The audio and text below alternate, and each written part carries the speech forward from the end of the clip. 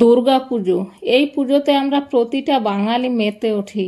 ধর্মে হিন্দু হই, মুসলিম হই, শিখ হই, দিশাই হোক, আমরা সবাই এই পুজোতে প্রচুর আনন্দ করি।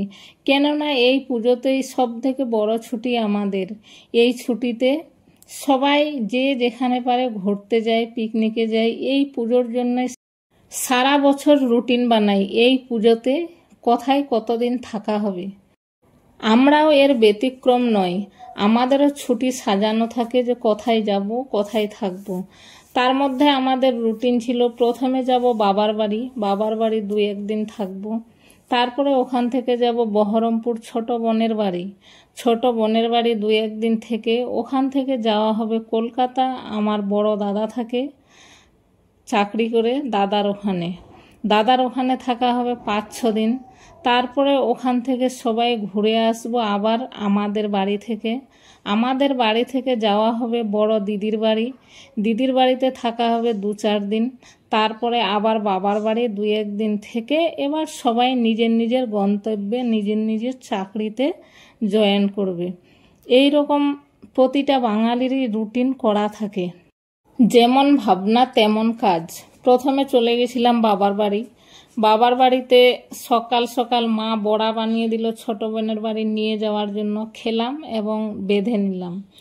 তারপরে ছোট বোনের বাড়ি গিয়ে অনেকগুলো জায়গায় ঘুরেছি। তার মধ্যে এই 3টা মণ্ডপ খুব সুন্দর লেগেছিল, তাই ক্যামেরা বন্দি করেছি।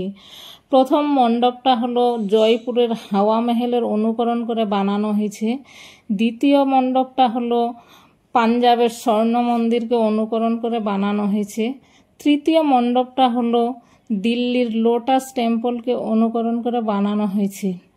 এই লোটাস টেম্পলটা খুবই সুন্দর লাগছিল। চারিদিকে জল, মাঝখানে মন্দিরটা বানাইছে, আর লাইটিংটা এত সুন্দর লাগছিল। তারপরে চলে গেছিলাম কলকাতা চিড়িয়াখানায় ঘুরতে গেছি। দেখুন বাচ্চাগুলো কি আনন্দ করছে।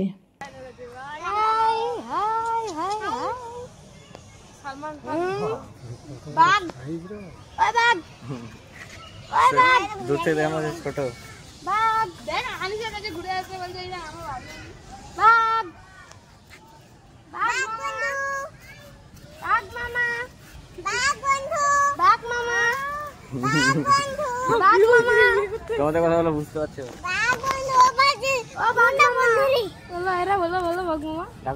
ডাকো চলে আসে ডাকো। চিড়িয়াখানায় ঘুরে প্রচুর ক্লান্ত হয়ে গেছে সব। এবার কিছু খাওয়ার জন্য চিড়িয়াখানার ভিতরে যা খাবার পাওয়া যায় তার দাম খুব, তাই একটা করে কুলফি কিনে দেওয়া হলো। কুলফি খেয়ে ওখান থেকে বেরিয়ে বাইরে কিছু খাওয়ার দাওয়ার খেয়ে তারপরে আসলাম কোয়ার্টারে।